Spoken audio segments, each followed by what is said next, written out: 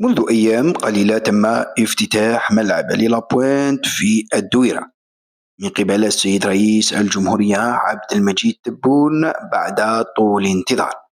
ولكن الشيء المفاجئ هو أن هنا تظهر أرضية الميدان بأبهى حلة، ولكن صور جديدة وصادمة التي تظهر أمامكم توضح الحالة التي أصبحت عليها أرضية الميدان، والتي تشير إلى أن الأرضية تذهب إلى الإصفرار.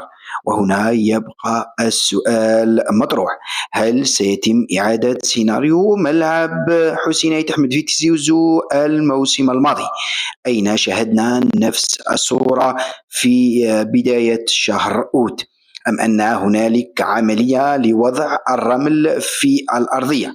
لا توجد أي بيانات رسمية من قبل القائمين على الملعب، ولحد الساعة لا نعرف هل هي إصفرار لأرضية الميدان أم هنالك عملية لوضع الرمل على الأرضية من أجل تجهيز الأرضية للحالة الشتوية.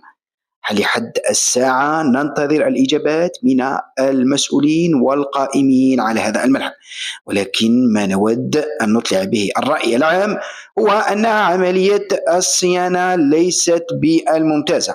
وإذا كانت الأخبار تشير إلى أن الأرضية تم إصفرارها فيجب محاسبة القائمين على المشروع، لأنه من غير المعقول ونحن في سنة 2024 لا يمكنك وضع شركة خاصة من أجل صيانة أرضية ملعب الدويرة الجديد.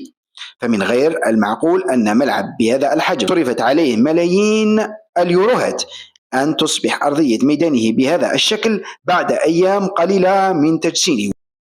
والجميع يعلم أنه تبقى قرابة الشهر من أجل انطلاق الموسم الكروي الجديد في الجزائر، والجميع يعلم أن مولودية الجزائر ستستقبل مبارياتها في الرابطة المحترفة الأولى لكرة القدم في هذا الملعب. فهل سيبقى الملعب على هذه الحالة أم سنرى تدخل للقائمين عليه؟